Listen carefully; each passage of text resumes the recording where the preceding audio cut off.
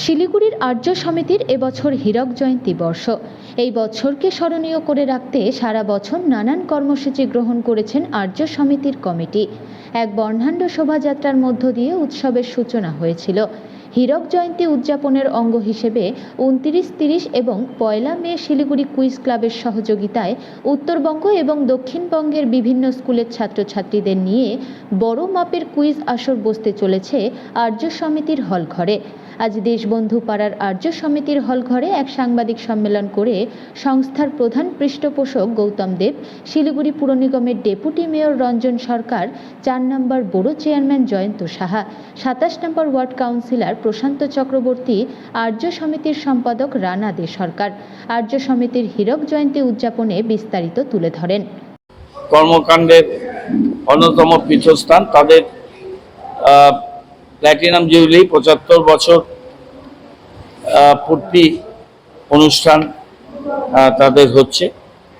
শিলিগুড়ি বিভিন্ন জায়গায় এই 75 বছর পূর্তিটা খুবই গুরুত্বপূর্ণ। বছর দুয়েক আগে শিলিগুড়ি গার্লস তাদের এই প্ল্যাটিনাম জুবিলি করেছে, তরাই স্কুল করলো, এবং আমাদের এই আর্য সমিতি তারা এটা করছে। তাদের বর্ণাঢ্য শোভাযাত্রার মধ্যে দিয়ে প্রোগ্রাম শুরু হয়েছিল এবং সারা বছর ধরেই আর্য সমিতি বিভিন্ন ধরনের অনুষ্ঠান তারা করবে।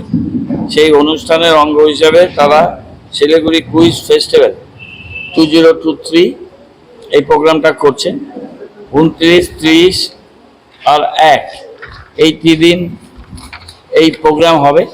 এতে উত্তরবঙ্গের বিভিন্ন স্কুল তারা পার্টিসিপেট করবে এবং আদার দেন নর্থ বেঙ্গল তাদেরকেও ইনভিটেশন জানানো হয়েছে। 29 তারিখে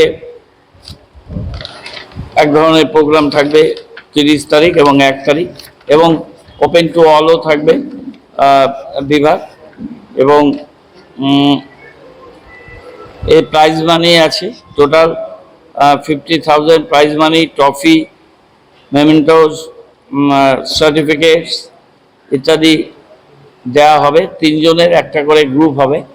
সেই 3 জনের গ্রুপ তারা এটা পার্টিসিপেট করবে এবং বিভিন্ন ক্যাটাগরিতে বেস্ট কুইজার তাদের অফ দি ইয়ার তাদের প্রাইজ দেওয়া হবে। বিভিন্ন বিষয় উত্তরের খোঁজে এটা